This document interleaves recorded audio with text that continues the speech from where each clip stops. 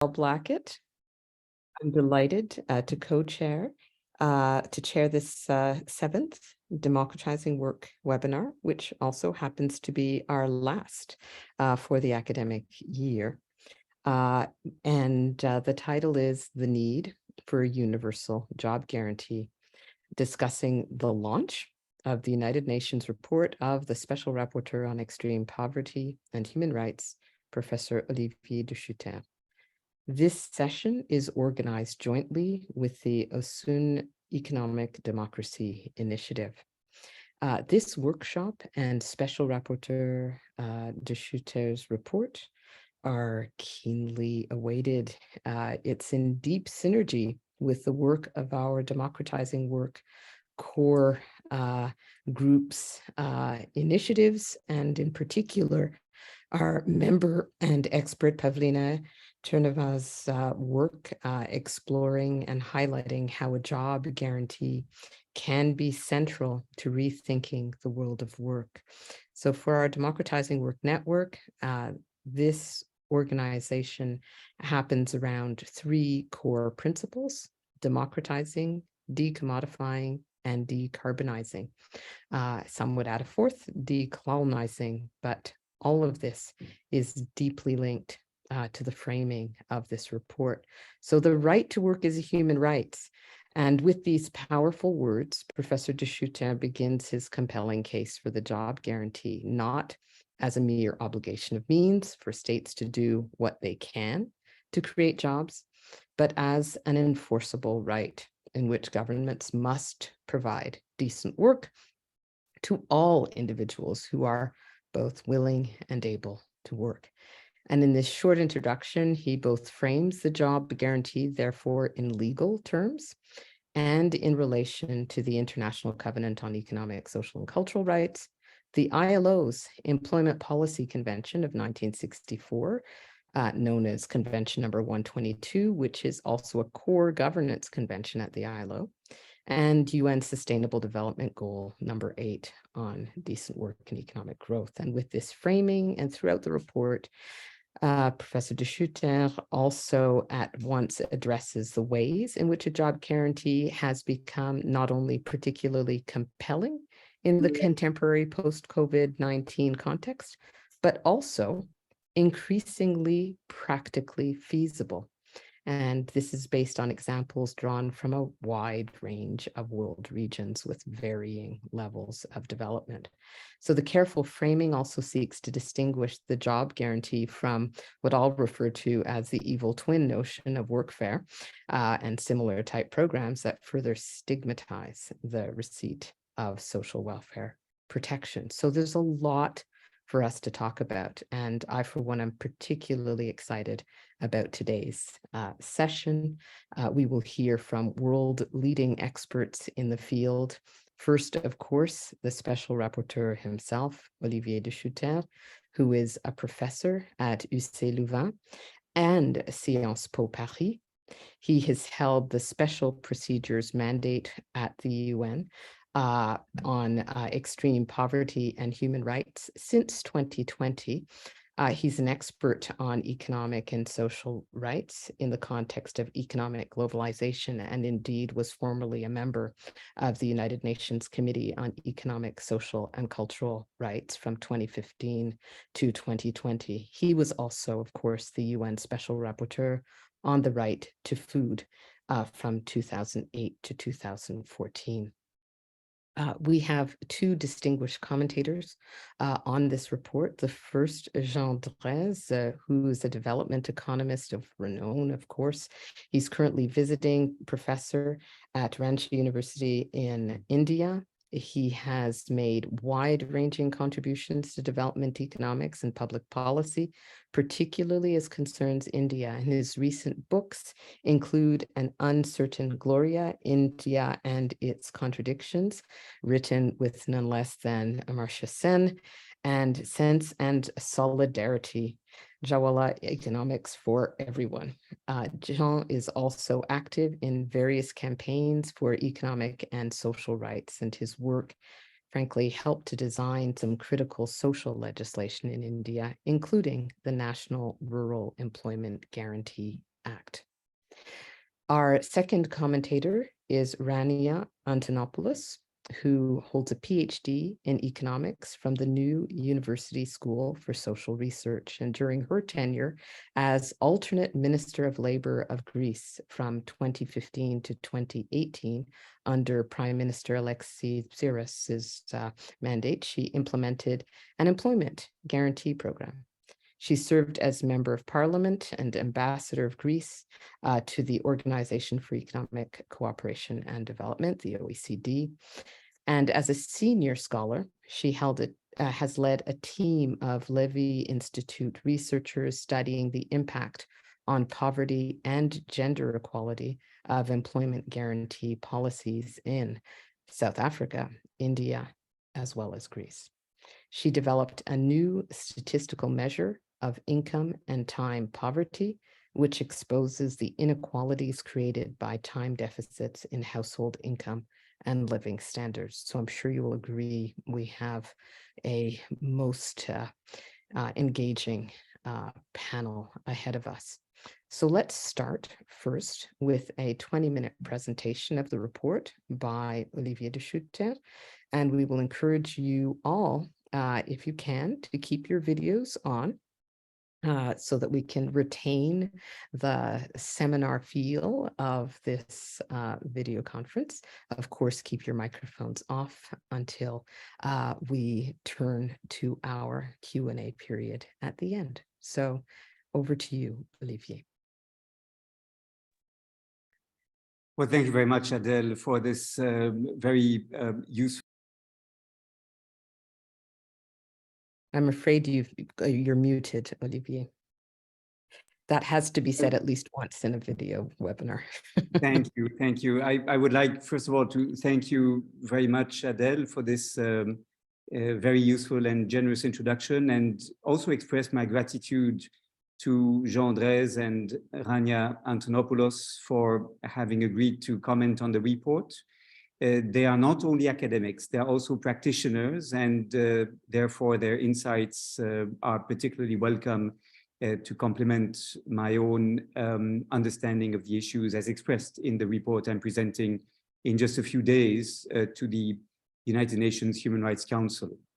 I also would like to express my gratitude to Isabel Ferreras for having taken the initiative of inviting me to this series, and of course to Henriette Lelouan, whose contribution is really essential in allowing this to take place. Now, as Adele, you rightly noted, the right to work is a human right. But in the way the right to work is described in international human rights law, it still corresponds to an obligation of means of the government, not an obligation of result. And it is therefore not an enforceable right. Article 6 of the International Covenant on Economic, Social, and Cultural Rights refers to the right to work. ILO Convention number 122, the Employment Policy Convention of 1964, refers to a duty of governments to adopt an active policy designed to promote full, productive, and freely chosen employment. And of course, SDG number 8 refers to, as one of its targets, full and productive employment and decent work for all women and men. But none of these recognize a duty of governments to provide work to those who seek to work and can find no employment.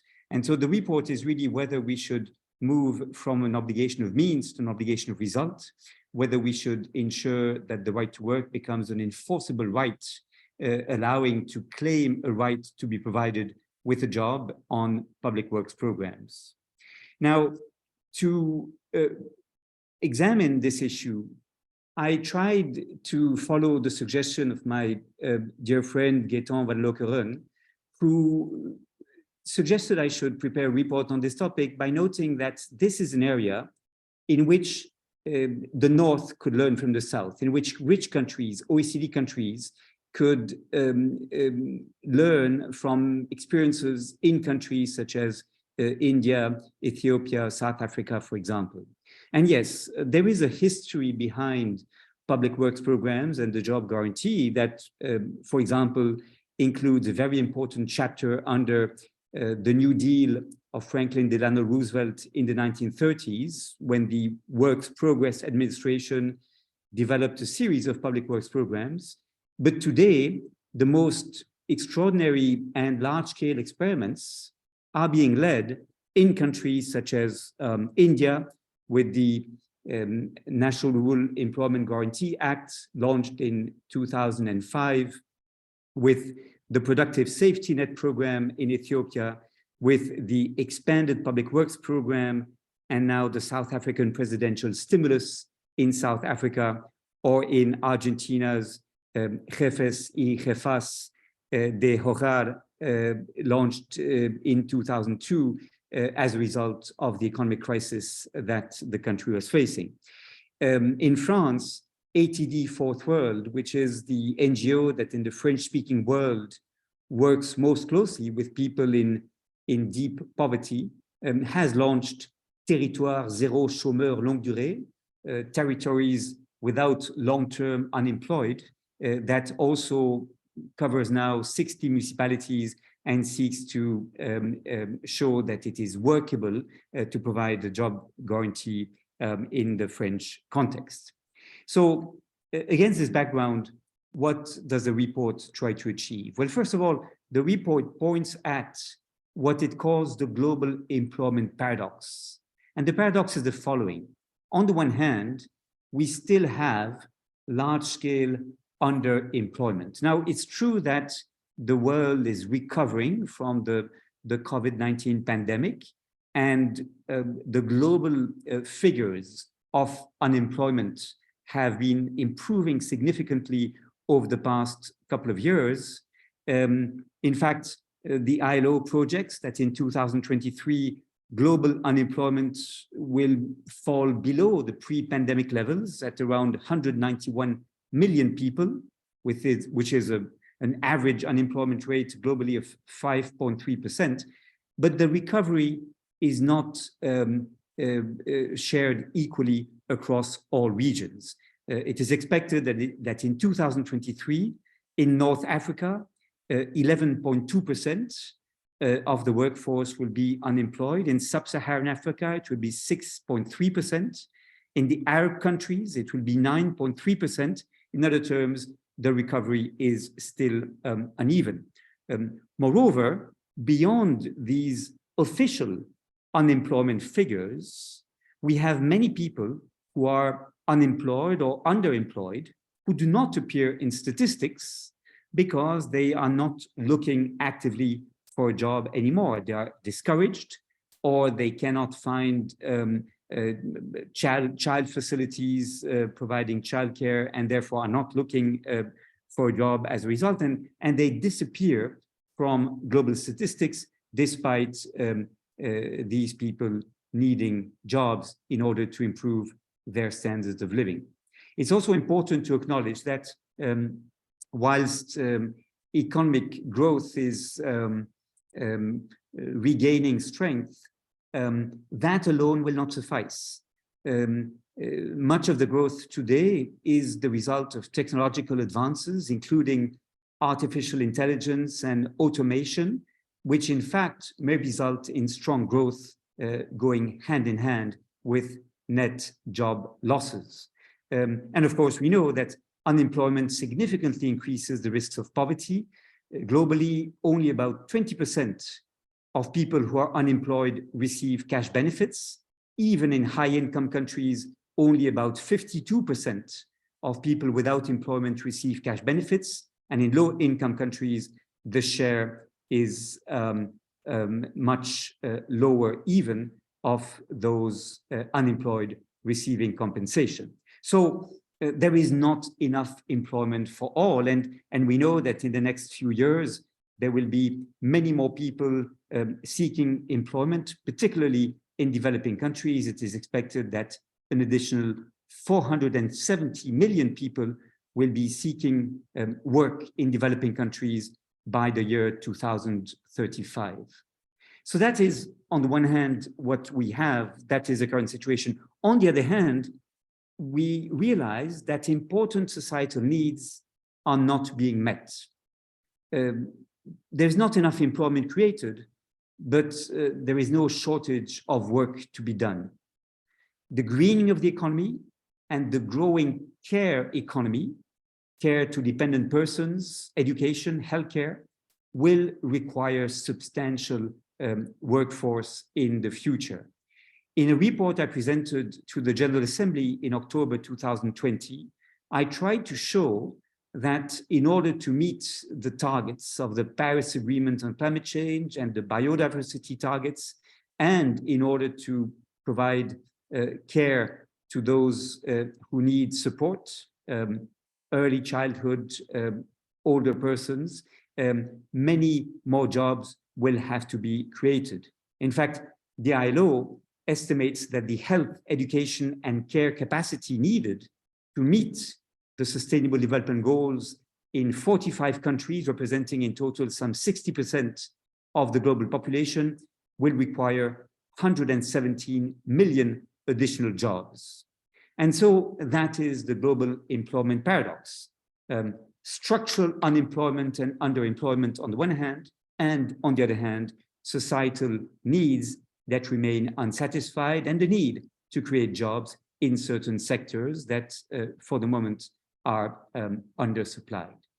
And so looking at the national experiences we could document, learning from those experiences, and trying to address this paradox, the report tries to highlight a series of benefits from the introduction of job guarantee programs.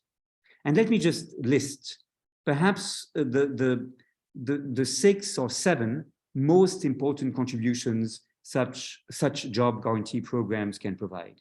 First, of course, access to decent work supports social inclusion, allowing individuals to gain self-confidence and a sense of purpose. Secondly, an employment guarantee scheme raises the bar of labor standards across the whole economy by giving precarious workers a fallback option, strengthening their bargaining position. In other terms, these workers may find it easier to refuse jobs that do not provide a decent wage or decent working conditions, given that they have the option of seeking a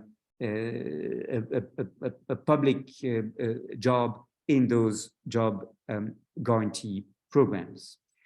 Thirdly, a job guarantee scheme provides an opportunity for participants in the scheme to build skills, receive training, thus improving their prospects to find a job after leaving the program, and maybe starting successful businesses. And we have examples of this in countries such as Ethiopia or South Africa.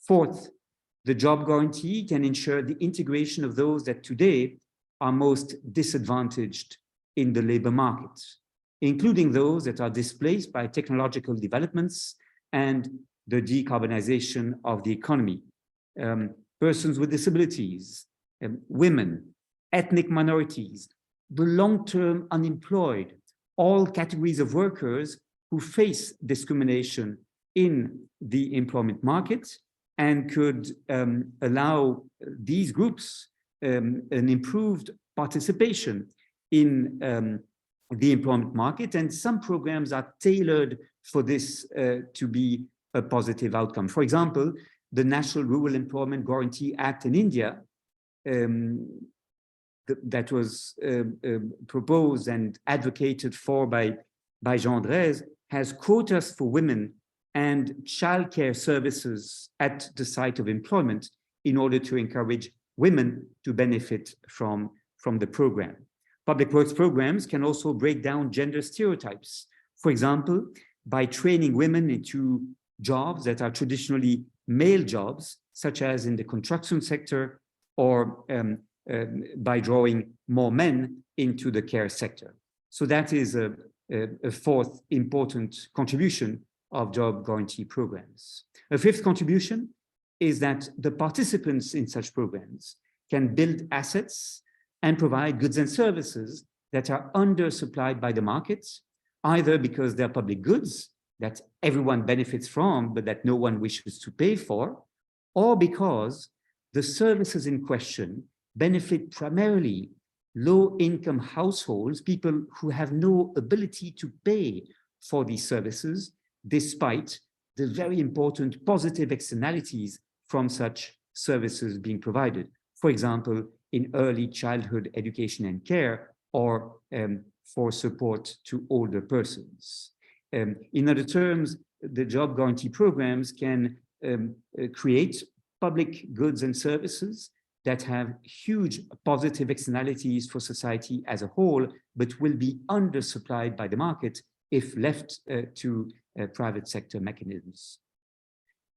Sixth, the job guarantee program ensures that in times of economic downturn, and in order to support a transition to private sector and other jobs in times of growth, an employment guarantee will be an automatic stabilizer for the economy, allowing to mitigate the impacts of economic shocks. Seventh, the job guarantee can improve resilience to shocks, contribute to social stability by protecting household incomes, ensuring, for example, that households will not have to sell assets in times of crisis because they will have this income security provided to them by the ability for these households to have access to a job. Finally, where the projects to be supported by public employment schemes are identified by the communities of users, this can strengthen local democracy and civic participation, like in public budgeting programs where communities choose which projects should be supported by the job guarantee program.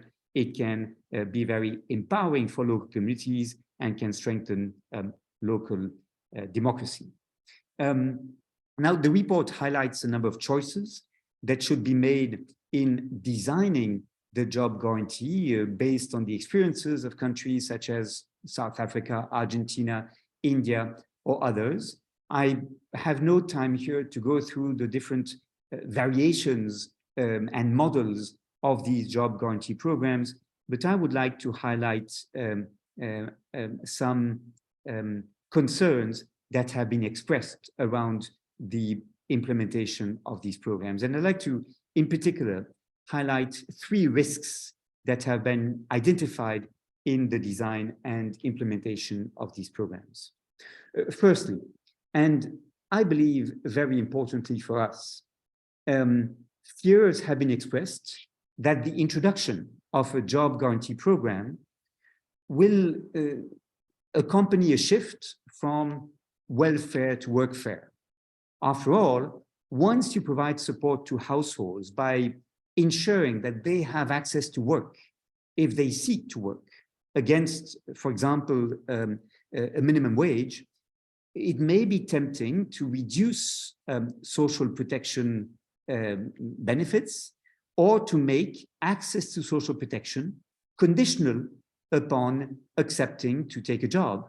And we already see governments increasingly tempted to make access to social protection conditional upon following certain training programs or indeed accepting some forms of employment, provided the employment is reasonably related to the qualifications of the worker. That, of course, should not be allowed to happen. And the report, I believe, is very clear that the introduction of job guarantee programs should not be used as a pretext to impose a retrogression in social protection or to make access to social protection conditional upon accepting a job. And that is the first warning I would like to address, and the first risk we should be aware exists with the introduction of a job guarantee program. The second risk is, of course, that it can be costly to introduce a job guarantee program. There are many debates about how the cost-benefit analysis of job guarantee programs should be conducted. What I would like to highlight here is that beyond the fact that in countries where people who are unemployed receive certain unemployment benefits, that of course will not have to be paid anymore once people take up jobs that are remunerated. There are many costs to unemployment that may be difficult to quantify, but that are hugely important and should be computed in providing this cost-benefit analysis. Shorter lives, the psychological distress of people who are long-term unemployed, the poor health impacts, including depression and anxiety, the reduced future employability of long-term unemployed people who, as we know, are discriminated against in their access to employment if their period of unemployment lasts for a long period of time, and in general, the knock-on effects on families or communities of long-term unemployment should be taken into account. And in the assessment of a program such as Territoire Zéro Chômeur Longue Durée in France, for example, there are many debates as to the cost-benefit analysis of this program. Certain orthodox economists only look at the budgetary consequences of financing those jobs that they compare with what it costs to pay unemployment benefits, but that of course misses part of the picture and what I would argue may be the most important part of the picture, which is the social cohesion and the gains in terms of well-being for those benefiting from the program.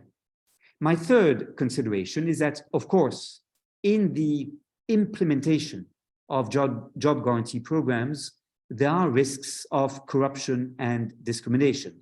And the public funds dedicated to these programs may be misused at local level in some cases, and I received many reports to that effect. This is why a rights-based approach is important to ensure that the program is implemented without discrimination, without leakage, without corruption, in a way that is transparent, that is controlled by the local community, including by community social audits, as is practiced, for example, in countries such as India, and that people who could benefit from the program are adequately informed about the program itself and about their rights under the program.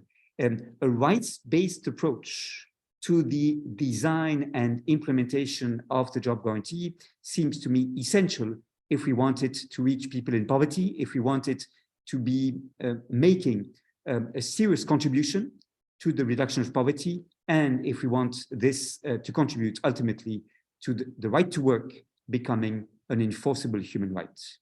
With this, I would like to thank all of you for your participation in this discussion. I very much look forward to our discussion, and am particularly eager to listen to my very dear friends, Rania, Antonopoulos, and Jean Drèze. Thank you so much for a really very clear and compelling overview that follows the arguments of the report very closely, and it reminds in your reminder of the psychological dimensions of the job guarantee, the words of the Canadian Supreme Court Chief Justice Brian Dixon on work as just so fundamental in the psychological and well-being of workers. That point comes across particularly strongly as a distinguishing feature from other forms of measures to supplement income without the job component. So thank you very much for that. I'm delighted now to turn over to our distinguished commentators. So we'll start with Jean Drèze. Jean, you have 12 minutes, and I will give a prompt when we are 2 minutes out. So over to you. Thank you. Thank you, Adele. Let me start by congratulating Olivier and his team, because I'm sure there was a team with him, for this wonderful report on a tremendously important subject. It's a very comprehensive and persuasive report. Your presentation itself, I think, was very well articulated. I think you have made the case for employment guarantee very persuasively, and you have also in the report included a lot of interesting evidence that further strengthens that case. The job guarantee, I think, is a very important issue for anyone who is interested in democratizing work, not only because the job guarantee itself can be based on democratic principles. That was certainly the idea and the effort in India. It has been partly defeated in recent years because of growing centralization of the program, but it was very much part of the initial idea that it would be a program of the people, for the people, by the people, where the workers are not just doing the work, but they're also planning the works, doing the work, monitoring the works, evaluating and auditing the works. But there is another connection, which I think is even more important, which is that if we want to democratize the workplace, then people must have an unconditional alternative to exploitative employment.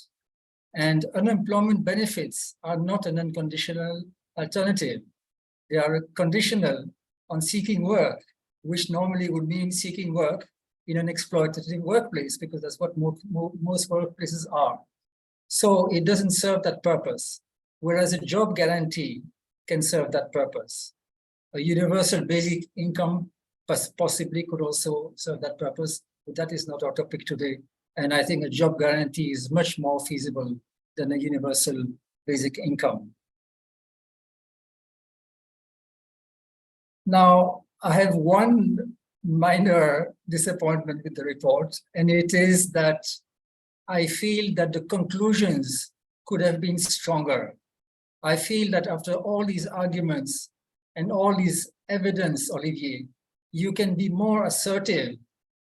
I mean, it's true, it's very important, the statement you have made, that employment guarantee can work and can have many benefits. I think that is certainly an important statement in itself. But I think we can say more. We can say that employment guarantee has proved its mettle in various countries, and that there's a strong case for moving forward in some fashion.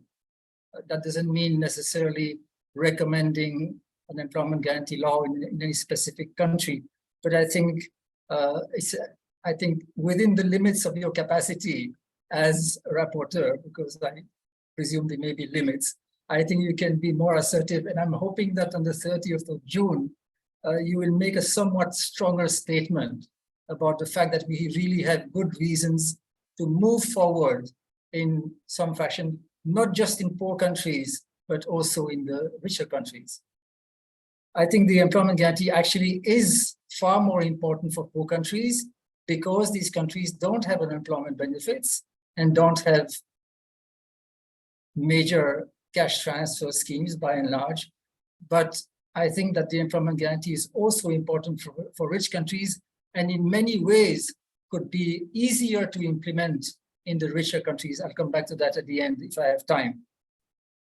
Now, when I say that the employment guarantee has proved its mettle, I think that is where the Indian experience in particular is so important, because the Indian program, the National Rural Employment Guarantee Act in India, has shown the feasibility, affordability, and sustainability of a full-fledged employment guarantee over a long period of time.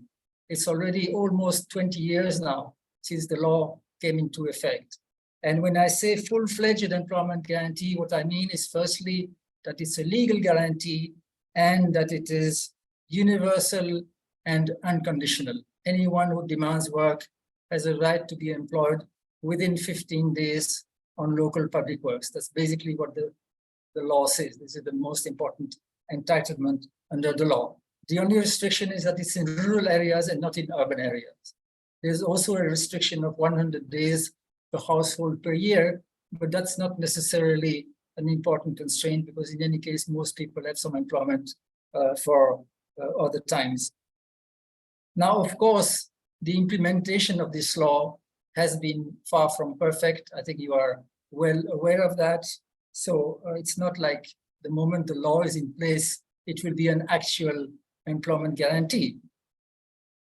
Even today, people still have to fight for their rights at every step, whether it is the right for work on demand, whether it is the right for the minimum wage, for payment within 15 days and so on. But at least they have something to fight for. And all said and done, the law, the Employment Guarantee Act in India, employs about 10 million people on an average day. It's a massive employment program. Nothing like that has ever happened, so far as I know, in history. Furthermore, it's not just the size of the program. I think all the arguments you have made in your reports about the benefits of employment guarantee have been shown in practice in India, whether it is the effect on poverty, whether it is social inclusion, whether it is the gender aspect. You refer to the job quota for women, but actually the participation of women in this program is much higher than the quota. The quota is actually irrelevant. The quota is 1/3. But in practice, the majority of workers are women, and in some states, 80 or 90% of the workers are women. This is of enormous importance in a country where women's workforce participation is among the lowest in the world. Similarly, you have mentioned the counter-cyclical effects. We have seen that very clearly during the COVID crisis, when the employment guarantee program in India by itself expanded enormously under the pressure of demand for work. You have spoken also about raising the bar of labor standards. We have seen that also. And as you said, addressing social needs and building assets. All this has been demonstrated. The only benefit that you have discussed that I don't think we have seen very much so far in India is the skill building aspect. I think that has not happened very much so far. It could happen a lot more, but it's not happened yet. I want to say a few words about the productive value of the assets that are being created under this program, because I think that's very important to answer the concern about the financial costs. Now, it's not at all the case that all the projects undertaken under the employment guarantee in India are very productive. Some of them are, some of them are not. But we know that many of them are productive and that most of them could be very productive with better planning and implementation. And I just want to give two examples very quickly. From the state of Jharkhand. You are at your 2 minutes. 2 minutes, Yeah. I'm sorry. Okay, then No I'll skip worries. that. I'll just give very briefly that even in the state of Jharkhand, where I live, which is one of the states where the implementation is worst in the country, even there are some wonderfully productive projects under the Employment Guarantee Act, like the digging of wells and the mango plantations. I mean, these projects have higher rates of return, even in plain financial terms, than most industrial projects.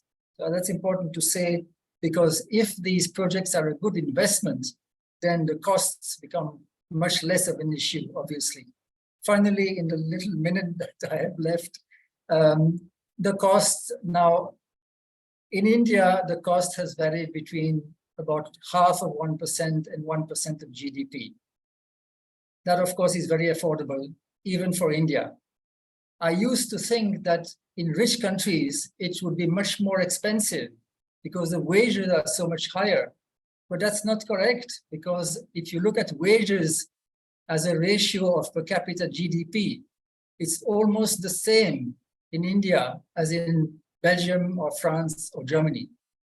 So what it means is that the rich countries with the same expenditure as a proportion of GDP something between 0.5% and 1%, could do at least as well as India has done. Furthermore, if you look at the real costs and not just the financial costs, they will be much lower in the rich countries because the rich countries pay unemployment benefits. And the unemployment benefits sometimes are as high as 70% of the minimum wage.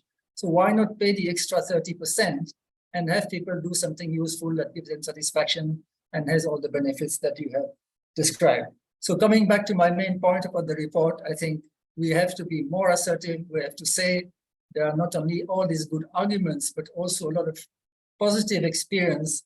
And the time has come to take this idea forward and to go for it. Thank you. Thank you, Jean, for those prescient and very helpful comments.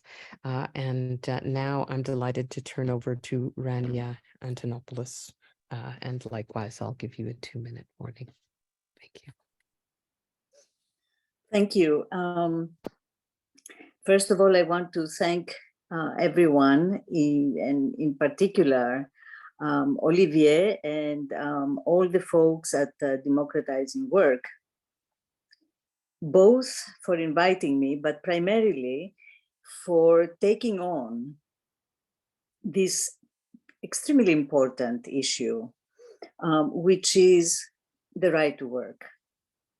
I know that it is one of the principles, of the 3 principles that you have been working on, and also I know from a few discussions with Olivier what his personal views are, but the amazing and impressive thing that Olivier has managed to do is to put it squarely in an institutional framework that has not really been preoccupied with the connection between poverty and work for paid work, because of course we have unpaid work, but that's a different topic.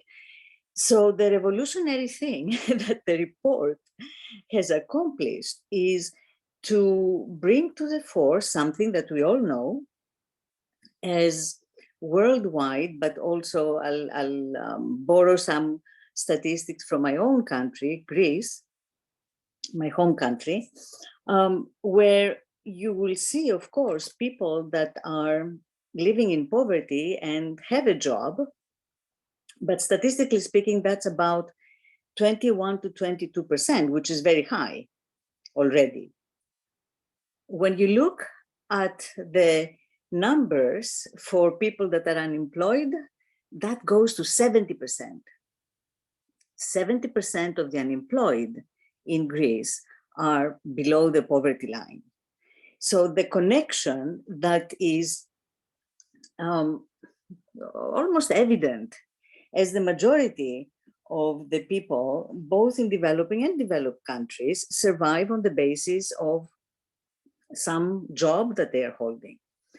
Now, the report is fantastic in bringing together a lot of issues in a very short period. You only have some 50 pages or so, Olivier, to put it all together.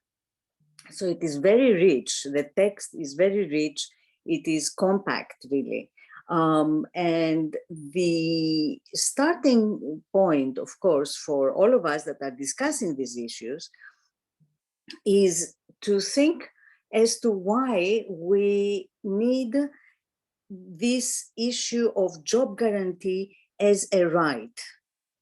And my suggestion to that is that whether you look at developing countries or developed countries, the needs of those that provide employment, that want to hire, and the needs of those that want to and need to work in order to survive, that need a job, have no coordination mechanism whatsoever. Employers do not hire because somebody needs to work. They have their own motivations. And we will not go into their motivations and their standards of employment and so on and so forth. But there is absolutely no need for these two needs to match. So the question, of course, arises, as we have underemployment, unemployment, people looking for work and not being able to find it, what might the response be? And it has been said earlier by Jean. Jean said that it is a lot more important, such an initiative in developing countries. I agree very much with him. But despite the differences between developed and developing countries, I have to say that developed countries are equally in need of such guarantees, such rights that we are here discussing. And I'll give a quick example of Greece that connects to the counter-cyclical automatic stabilizer that Olivier alluded to earlier and has in his report.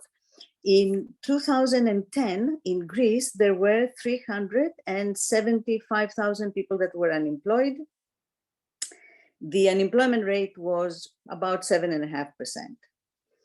Because of the austerity measures, Greece, as you may know, went through, I'll put it in quotation marks, bankruptcy, but the medicine that was delivered by the financial institutions, international financial institutions, resulted in extreme outcomes, such as increases in the unemployment rate from 7.5% to 27.5%.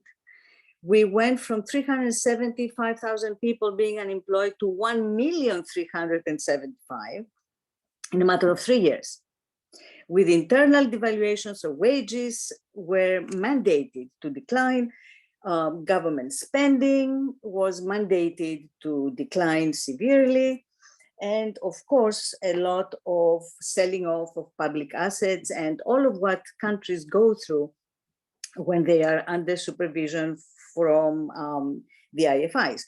So in that context, in the context of the financial crisis, in the context of any severe change that happens in the economy, we need to be prepared. You cannot have one-off initiatives if you do not have the institutional structure and if you do not have the guarantee. Then many issues of implementation, of design, of corruption arise. So the permanency and the advocacy for having such a policy as part of what governs our well-being, our social cohesion is extremely important. And I think the report does a fantastic job in bringing that up. Now, I would like to say that the paradox that you are referring to, here I would like to caution us a little bit, because countries are at different levels of development. If one says that there are many unfulfilled social needs, then the question arises, are these needs to be covered by an employment guarantee, by a job guarantee program, or by expanding the public sector? It is clear that the private sector is not going to do it. It is not profitable enough. So I think we have to engage around that with trade unions, public sector trade unions. In the case of Greece, where, as you heard in the very kind introduction to earlier, in the case of Greece, in fact, the program was designed together with the Trade Union Confederation. When my home institution in the United States, the Levy Economics Institute, where Pavlina actually is a member of, When we started this work in 2008, in fact, prior to the crisis, the idea was to work together with constituencies that should take it on. This cannot be the work of an institute. This cannot be the work of an individual. So who are, I don't like the word stakeholders that much, but who are the people that have an interest in seeing that change comes about?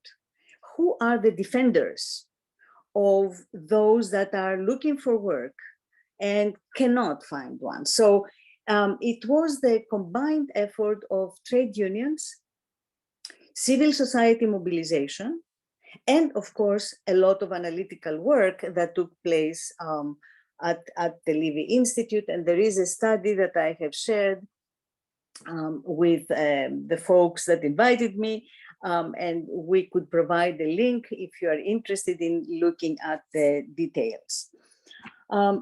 I want to comment also, in my sporadic comments here and there, I want to comment also on the issue of universal versus targeted.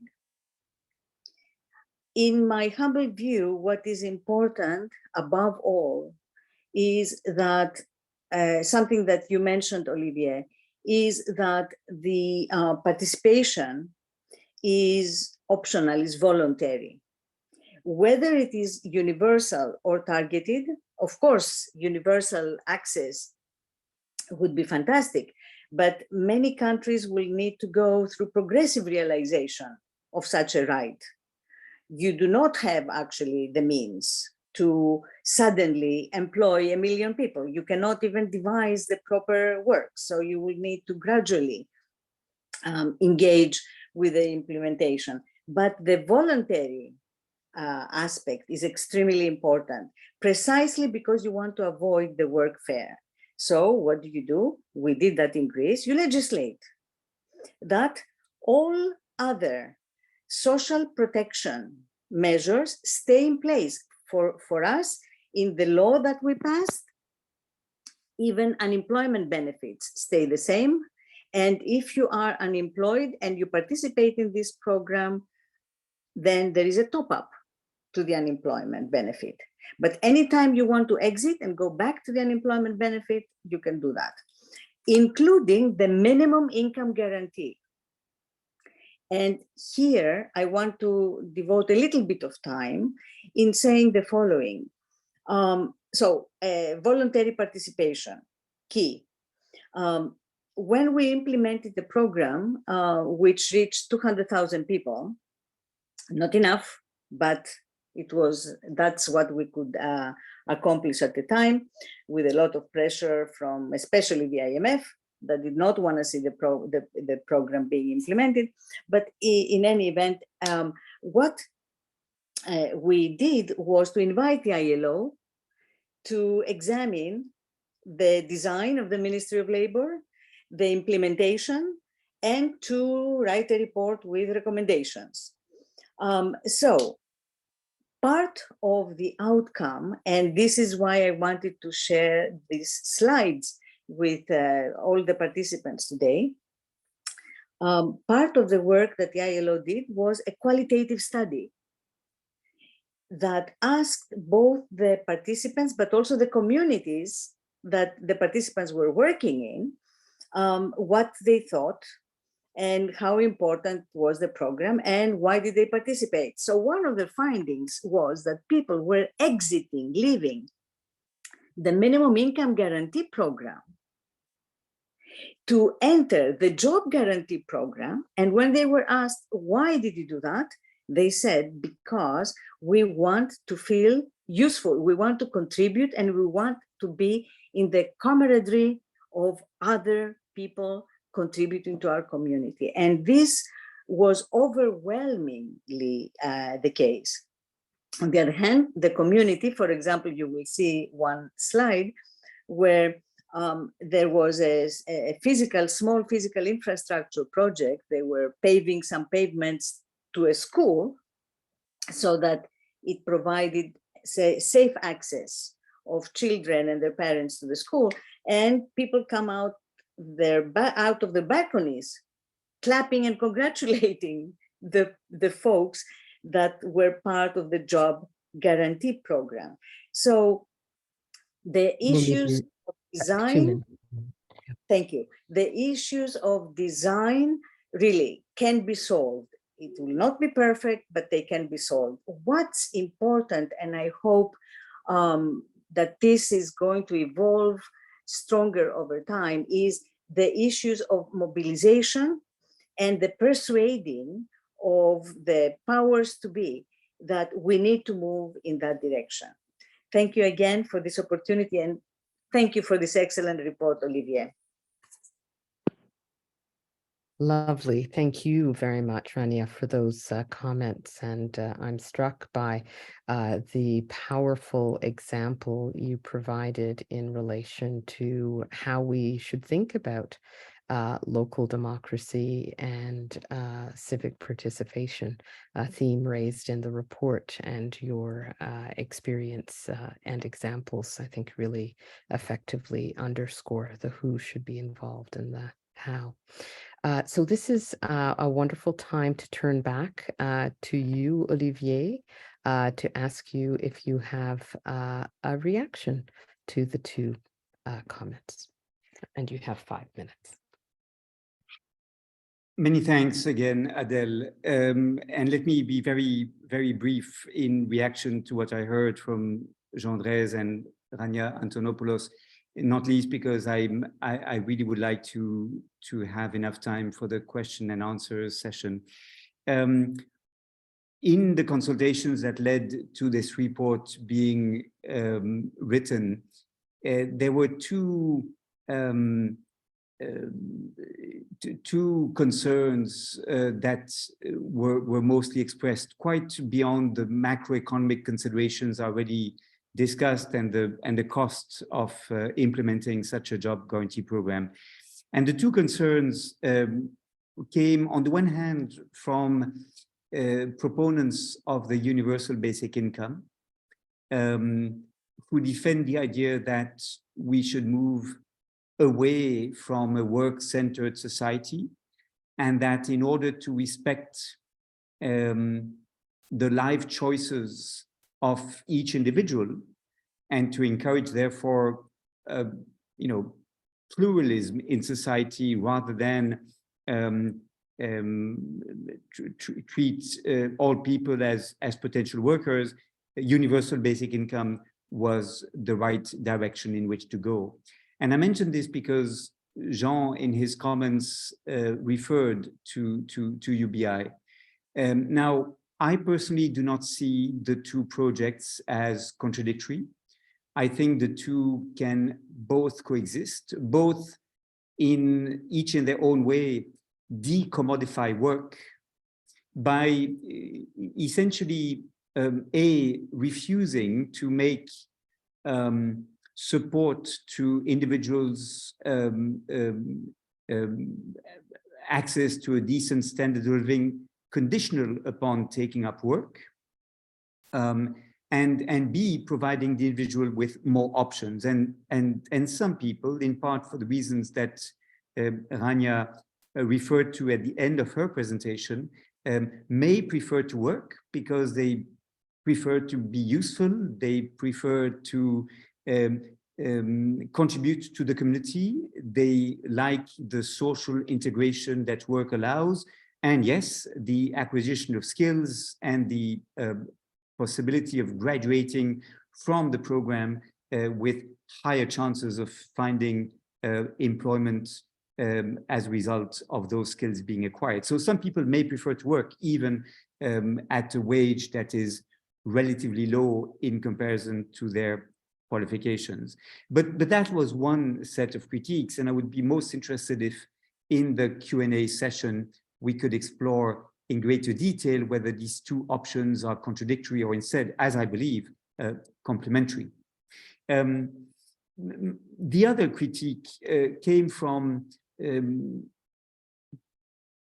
unions or people linked to the unions movement, who indeed expressed two fears.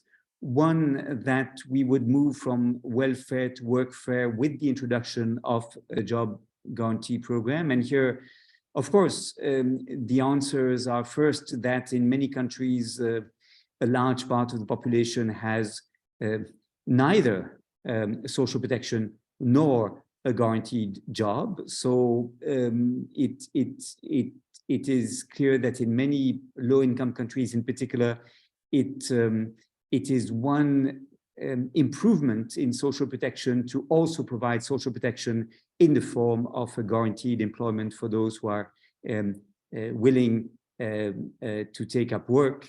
And the second response is that the job guarantee program should not lead to reduce other forms of social protection or impose increased conditionalities.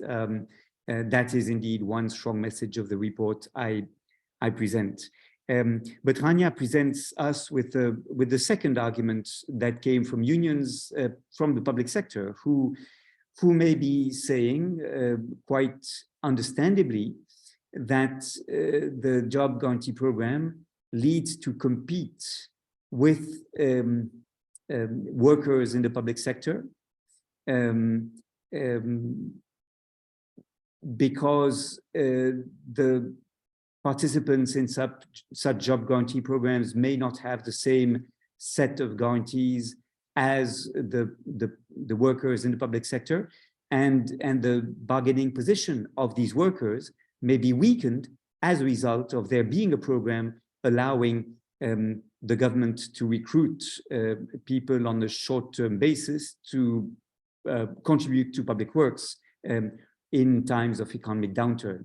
So we may have a trade-off here between preserving the public sector jobs from that form of competition and that form of fragilization on the one hand, and on the other hand, the ability for the government to respond to economic downturns by programs that can allow a very swift increase of the workforce recruited to perform public works useful to the community, with the understanding that the people recruited under these programs will graduate after a few months or perhaps a couple of years from these programs, and that in times of economic boom, those jobs can diminish in numbers. So I think that is an important debate to be had. If we want the job guarantee program to have this function as an economic stabilizer, we have to accept that kind of flexibility embedded into the program. But of course, the conditions of work, the wages, the status of these workers should be designed with the unions to ensure that this does not result in unfair competition. Just like it should not result in unfair competition with the private sector. If some workers are paid a relatively low wage on public works programs that may compete with private companies who may be, awarded public contracts to do the same thing, paying higher wages. And so it's important to ensure that the wages are set in ways that do not create that kind of distortion. These are some of the issues that the report tries to look at, but there are certainly many questions that remain open and that would benefit from more work being done along those lines. Many thanks. I look forward to our Q&A session.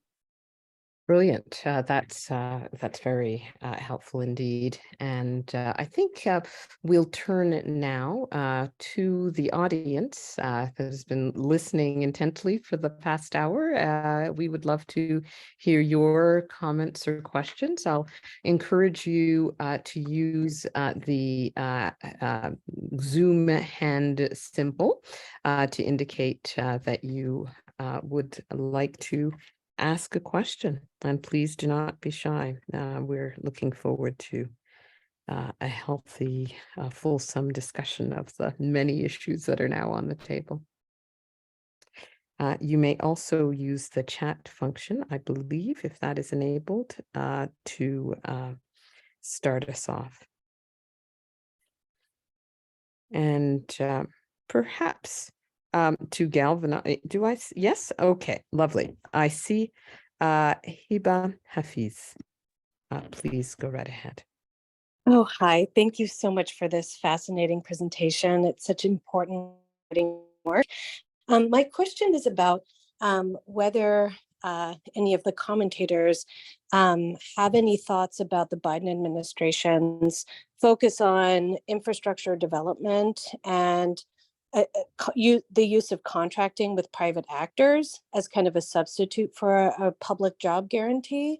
And what the relationship between, contracting with private actors and a public job guarantee, how to kind of think through and resolve some of the tensions that creates as a matter of public policy. Thank you. Excellent question. Who would like to respond? Olivier, should we turn first to you? Well, I'm not familiar with the details of how the Biden administration intends to implement its plans to green the economy, because that is what essentially the program is about.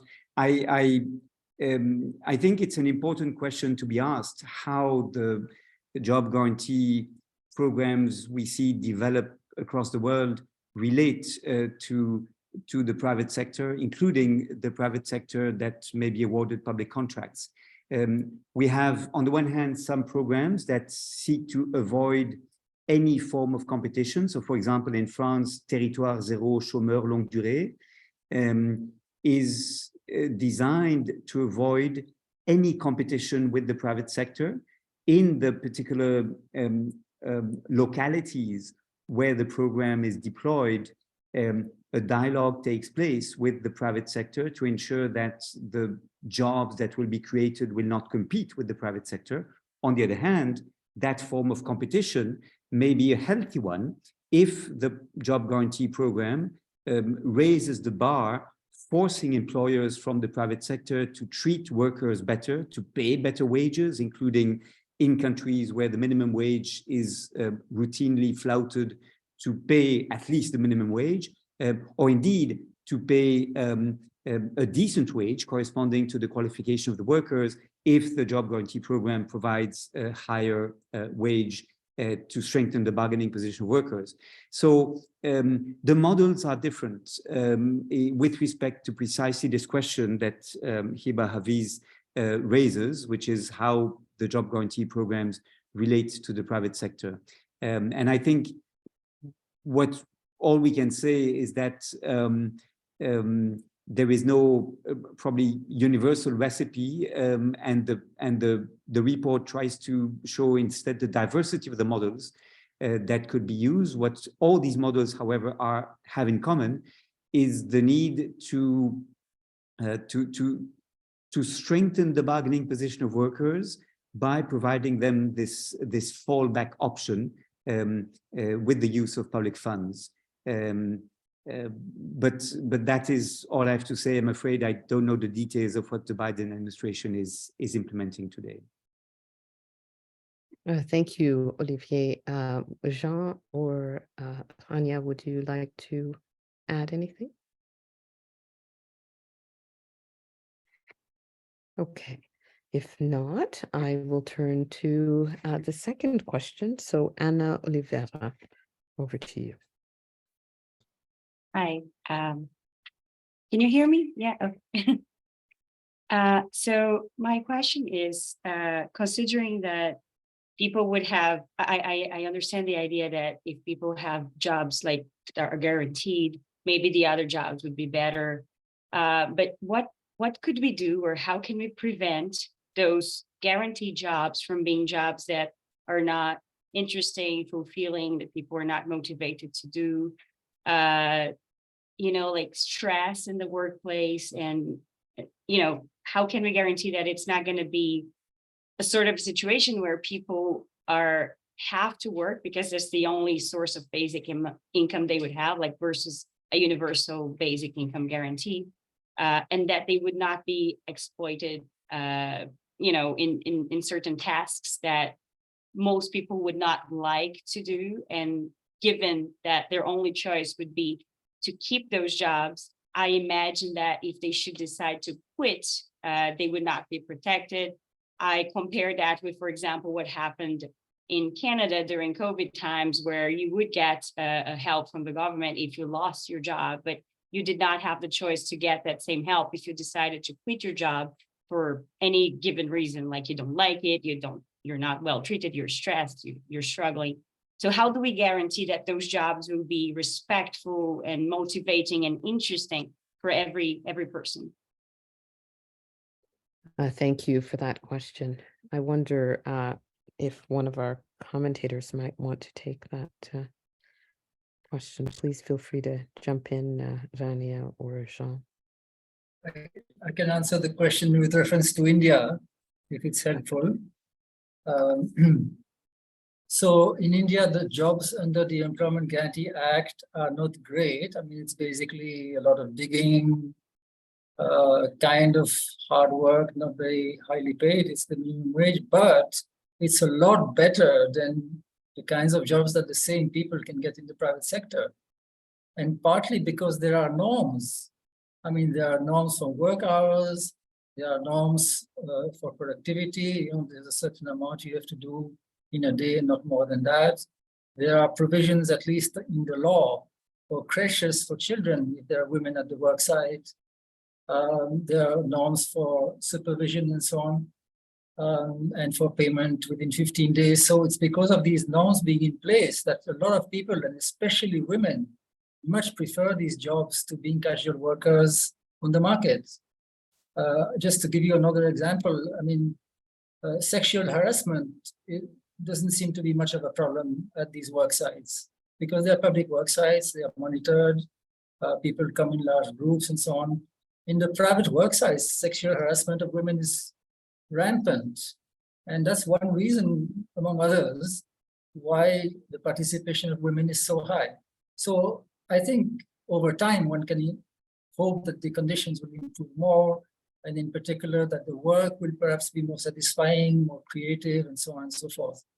But I think at least it's moving in the right direction, and there are some basic safeguards. So I think from the point of view of your concern, the job guarantee is actually a step forward. Very interesting, important to underscore the strength of the regulatory environment that surrounds the guarantee. Are there other comments? Yes, go right ahead, Rania. Thanks much. So I'll take the opportunity to address two things at the same time. My first comment to the last question is that a job guarantee program is not for everybody. It is optional. It is once a lot depends, of course, on the design. So in the case of Greece, we have community participation and trade unions and municipalities deciding on the projects. The projects have very specific occupational and work requirements. These are announced. People apply for these jobs through an extremely transparent, I'm very proud of that actually, process.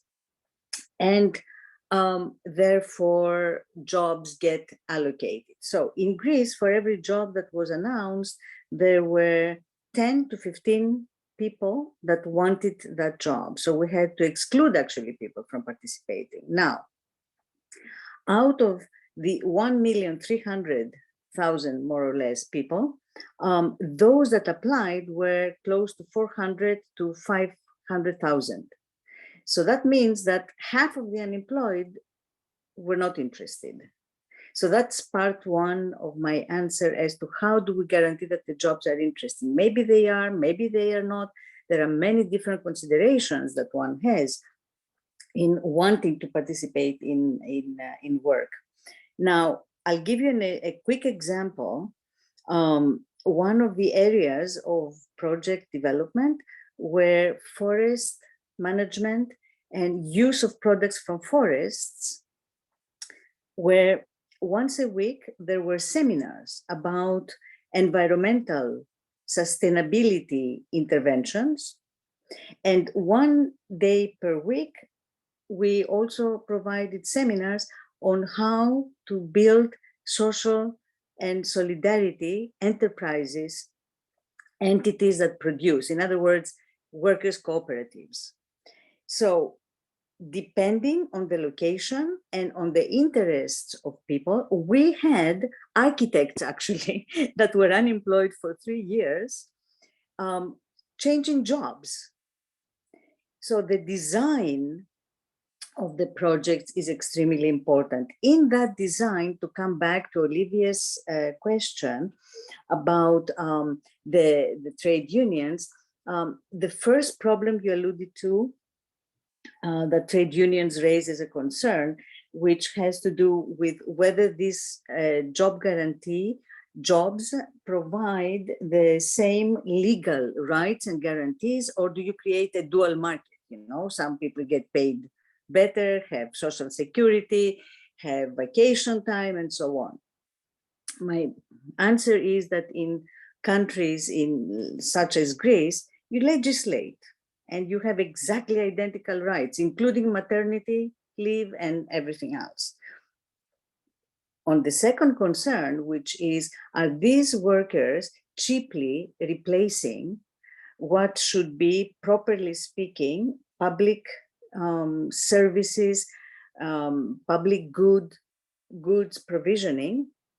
That's where I think it was extremely important to work closely with trade unions so we could identify those areas and stay away from them. So there was an agreement on areas, much like what you said, Olivier, in France, how you avoid competing with the private sector.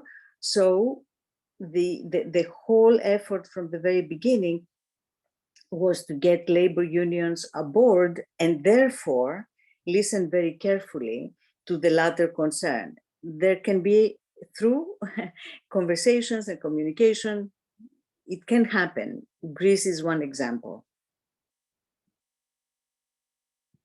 Extremely helpful. Thank you for that clarification. And it sounds like moving really towards a meaningful consultation-based model and where the quality is crucial. I'm going to turn, we've got a lot of questions. I'm going to turn to one of the questions that's been in the chat for a while. It's from Jonathan Kroc. Do you know of any court cases globally establishing anything close to an obligation of a government to provide a job to the unemployed? I imagine there's a response. Please feel free to step in, any of our. Olivier? No, I would say very briefly that in the corpus of international human rights, there is a non-discrimination requirement that, as regards access to employment, translates into a norm of meritocracy. And human rights bodies, monitoring bodies, have systematically insisted that the right to work, although not being enforceable, at the very least should translate into a requirement of non-discrimination. That often is seen as one has a job if one has, the competences, the qualifications required. I strongly oppose this. I believe that if the norms of merit, of qualification come from the market, they should be questioned because they may be having exclusionary effects. And so the limited extent to which there is a right to work in international human rights law that is enforceable, it is to ensure that the norms of meritocracy do not lead some categories of potential workers to be permanently excluded or excluded on the long term from the employment market because they do not correspond to the received understanding of merit. That is all we have. But if we understand this, we already move further towards decommodifying work. than in a purely meritocracy-based understanding of the employment relationship. Extremely interesting. That framing itself seems at odds with the increased reliance on supervisory bodies on a notion of substantive equality, which is, of course, an anti-exclusionary approach to thinking about access to things such as employment. So it would be very interesting to have that developed further, Olivier. Thank you. Would either of the other commentators like to step in on this point? Yes, Jean, go right ahead. So once again, I can add something with reference to India. I'm sorry, it's the only country I know much about. I think it was an interesting question about whether there are court cases. So in India, the employment guarantee is a legal guarantee, so it's justiciable. All the rights in the law, not just the right to work on demand, but the right to minimum wage, payment within 15 days, work at facilities, all these are justiciable rights. So in principle, anyone can go to court to enforce these rights if necessary. The interesting thing is that this has hardly ever happened, which is not necessarily wrong. I mean, most laws are not enforced by the courts, they are enforced by the society and the government and so on, and the people.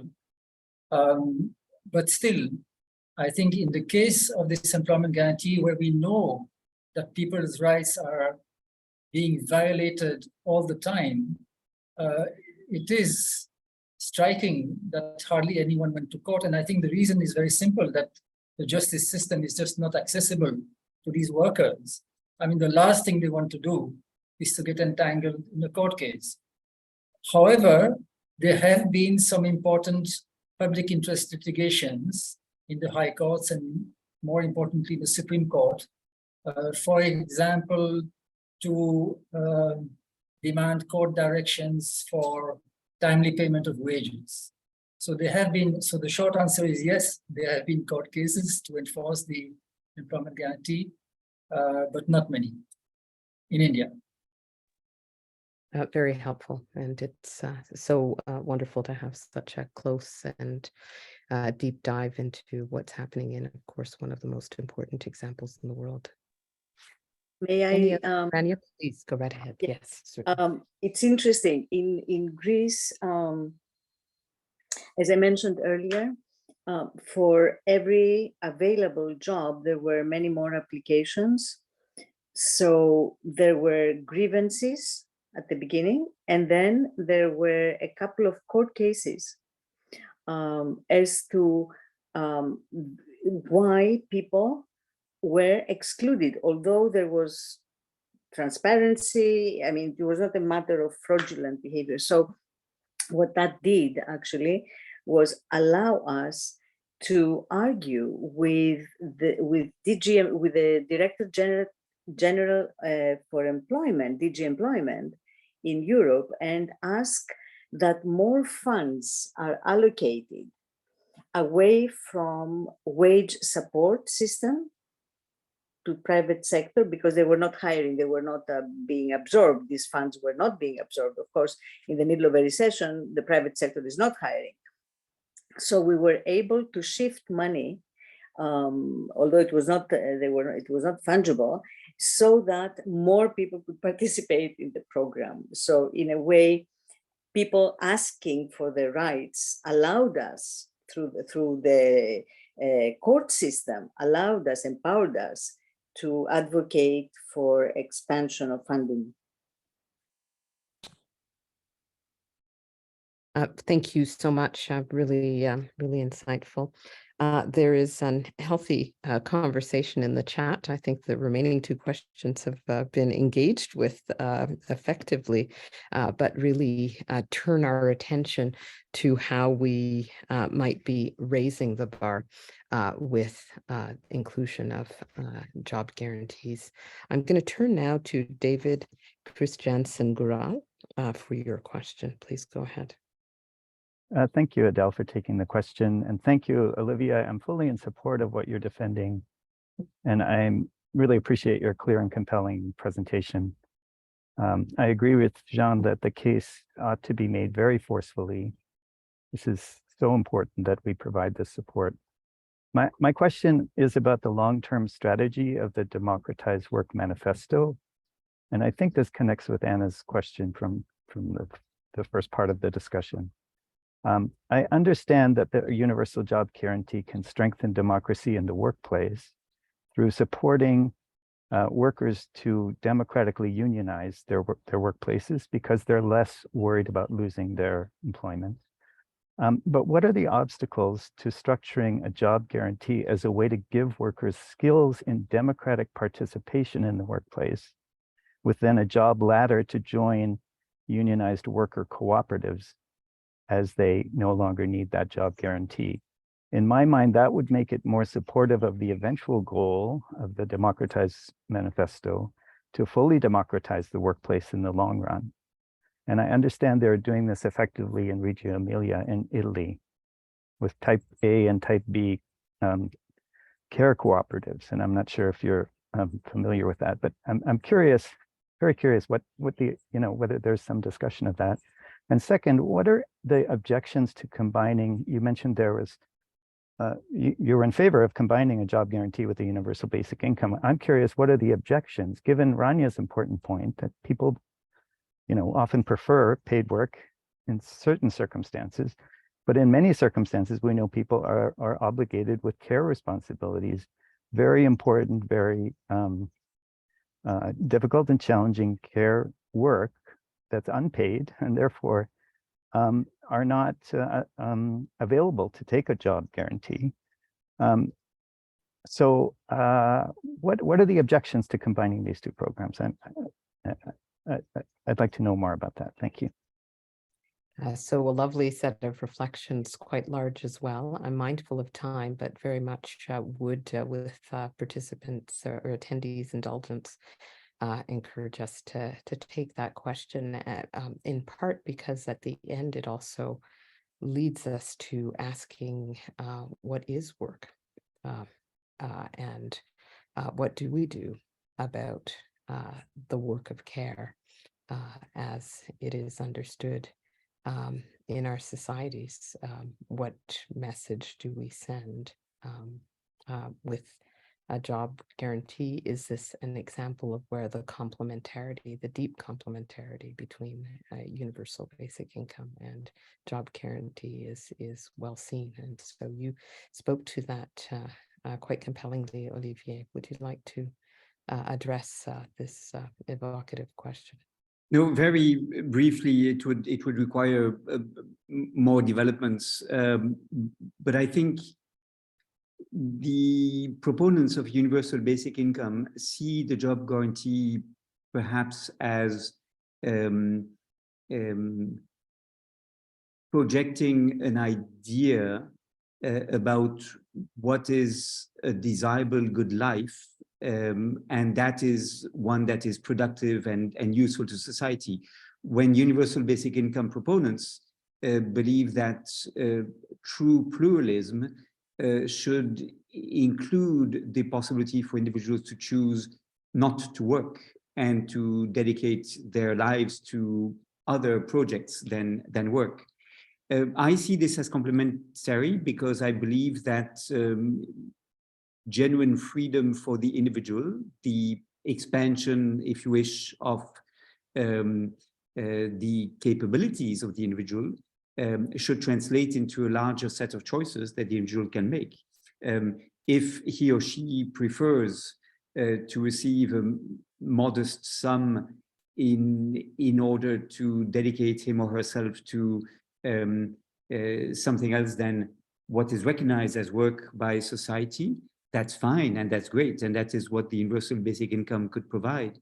If he or she instead wishes to do something that is deemed useful to society, then he or she should have access to a job guarantee program. And if he or she wishes to do what the for-profit private sector believes the market demands, then that's what the private employment market is there to provide. And so I think I see these as complementary approaches. Of course, there is some form of competition between them, not only symbolically, by the message conveyed, but also because the means available for the government may be limited. And in this regard, the job guarantee program may be more affordable rather than less, because although it may pay more, it will pay a wage rather than just a basic income. That wage is for doing something that has enormous positive externalities for society. Now, of course, the unremunerated and unrecognized work done mostly by women within households or within communities also has important positive externalities and therefore should be fundable. So to a large extent, the two debates are very similar, I think, but we cannot improvise here a full assessment of the different parameters of this debate. Such a compelling set of themes, and one senses that this discussion could just go on. I've seen a last hand go up and down, and if there's a down, I suspect it's because of a sense that we have just opened such a rich conversation. And so please allow me to express my profound gratitude on behalf of the Democratizing Work team, to you, Olivier De Schutter, to Jean Drèze, to Rania, Antonopoulos, for really such a compelling and knowledgeable exchange about some of the most crucial issues in our society, and for framing it in ways that will allow this conversation to move forward effectively. So with this, I have to close what has been a remarkable series of 7 webinars, and to do so with my gratitude to the team, and in particular to the indomitable Isabelle Ferreras and the remarkable support of Henriette Lenoir. And we very much look forward to having you join us again in the next iteration. If you have not already done so, please do sign up on the Democratizing Work website, where you can also see recordings of past webinars. So with that, I close this session with gratitude to each of you for your participation. Thank you. Thank you so much, Adele. Thank you, Olivier. And thank you to Adele for sharing. Many thanks. All the best. Thank you, Jean. Thank you, Rania. See you all.